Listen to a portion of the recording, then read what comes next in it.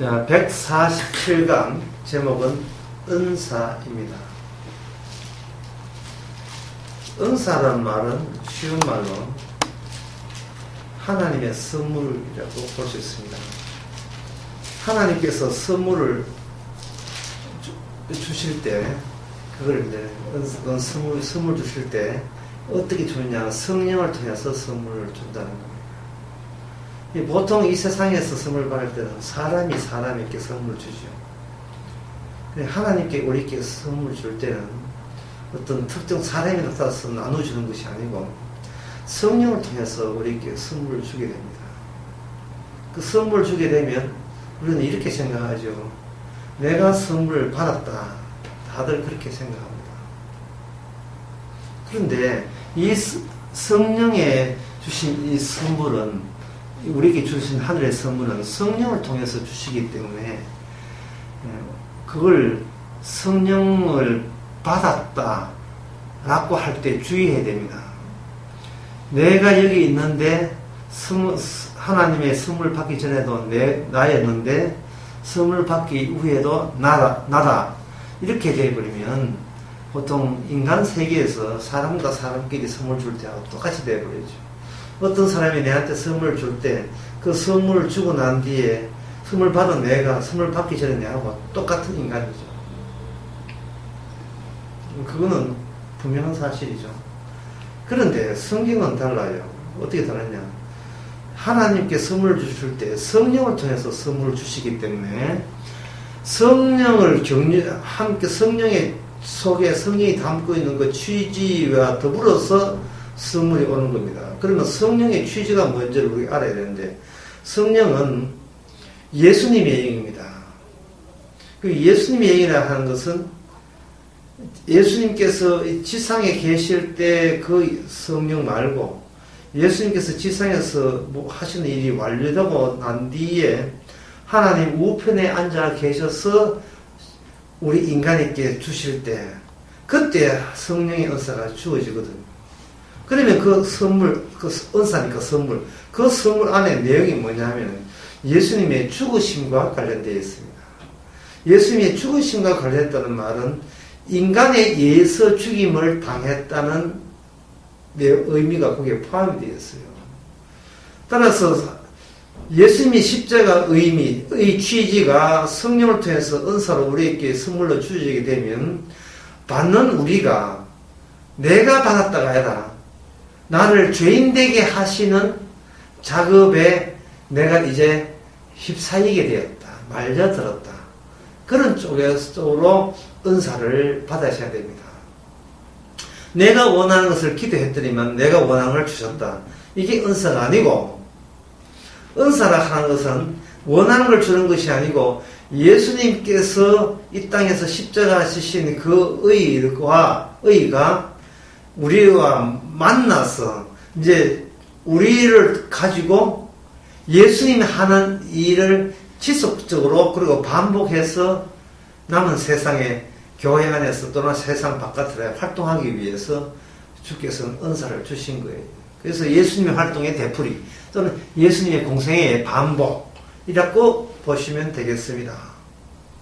그래서 이 긴 말을 짧게 이야기하면 예수님 은사를 받게 되면 나는 없다로 이렇게 간단하게 정리될 수 있습니다. 그러면 나는 없다 할 때 그 나는 뭐냐면 내가 생각했던 그 나는 이제는 없고 주님의 쓰임받은 주님에 의해서 새롭게 만들어진 나가 은사를 통해서 드디어 내 속에서 확인되고 그 정체가 드러나게 되어 있습니다.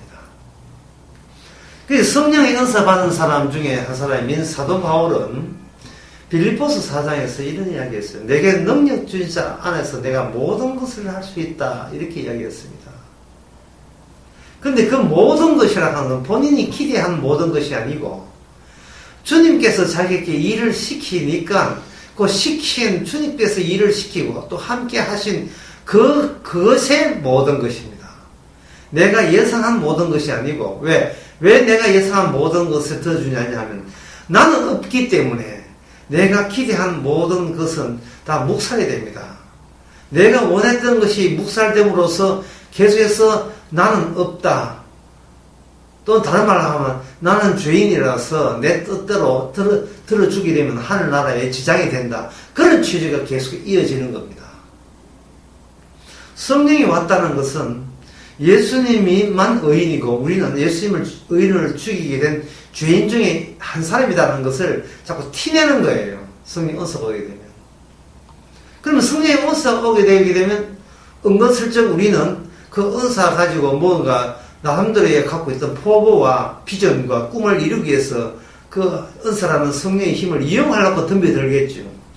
바로 그 덤비드는 그 속성이 예수님을 진작에 예수님을 십자가에 못 박게 한 사탄적인 속성이 내 안에 있음을 덜추어지는 순간입니다.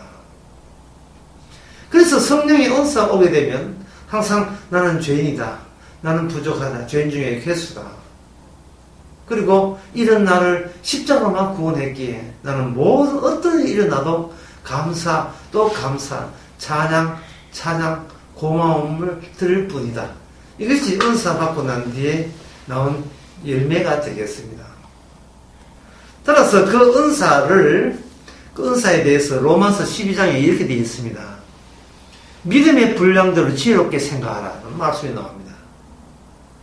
이것은 사람들이 기존에 하나님의 은사가 오게 되면 그 은사의 기능은 인간들이 갖고 있는 죄를 덜추어내어서 십자가의 만남을 주선해서 이 죄가 예수님 십자가 공로로 또는 예수 안에서 어떻게 의롭게 되어서 거룩하게 되었는가를 이제 새삼스럽게 이제 그걸 보여주면서 피조물 입에서 영광을 받고 주님이 찬양받는 그 목적이 있거든요. 있다면 은사가 오기 전에 인간들은 자신의 잘남과 자기의 의의를 고수하게 되어 있습니다. 근데 그 고수할 때 어떻게 그 자기 잘남을 아느냐 하면 남들과 비교하면서 그렇게 알게 돼요. 저 사람은 저렇게 잘 됐는데 나는 어느 정도냐. 저 사람은 얼마나 가졌는데 나는 이것이냐. 그 사람보다 못하면 화가 나고 잘나면 우쭐대고. 그것이 바로 인간의 단체, 집단에서 그런 일이 계속해서 일어나죠. 그런데 그 사람에게 성령이 은사가 주어져야 되면 믿음의 분량대로 지혜롭게 생각하게 되는 겁니다. 그 믿음의 분량이 뭐냐 하면은 내가 아무것도 아닌 상태에서 주께서 일을 하기 위해서 이런 은사를 줬기 때문에 이제는 내가 누구하고 비교하거나 대조할 필요가 전혀 없게 되죠. 이것은 뭐냐? 진리가 너희를 자유케 하라 하는 말씀에 합당한 말이 되는 겁니다. 남들은 기도 2시간 하면 지치지 않은데 나는 3분 하면 지친다. 이것을 열등의식을 갖거나 부끄럽게 얘기할 필요 없어요. 왜냐하면 그거 3분 하는 것마저도 주께서 하게 하신 일인 것을 자기가 받아들이면 되는 겁니다. 어떤 사람은 예수 믿고 부자가 되고 근데 나는 예수 믿는데 갈수록 점점 더 사건이 나서 있는 돈도 날리게 됐을 때 거기서 짜증내거나 화를 낼 필요 없어요. 왜? 내가 살아가는 자체가 성령의 분량대로 믿음의 분량대로 주신 성령의 활동 영역이기 때문에 그러합니다. 그래서 다시 한번 말씀드리면 성령의 은사는 항상 나라는 것은 이미 없고 주님이 의해서 다루어지는 죄인으로 다루어지는 그 나만 있을 뿐이라는 그 생각이 자꾸 나올 때 이 성령 은사 받는 거죠. 그래서 이 로마서 12장 6절에 보면 이와 같이 우리가 많은 사람이 그리스도 안에서 한 몸이 되었은즉 지체가 되었느니 어떤 사람은 각각 은사가 다르다 이 말이죠. 이 말은 달라도 상관없지 라고 이렇게 묻는 겁니다. 은사의 믿음의 분량도 달라도 니 상관없지 감사할 거지. 은사가 달라도 니는 감사할 거지. 어떤 사람은 부자되는 은사가 있고 나는 가난한 은사가 있다면 그것 때문에 니 삐지거나 화내거나 안 할 거지 라고 꼭 묻는 식으로 이 말씀을 주시는 거예요.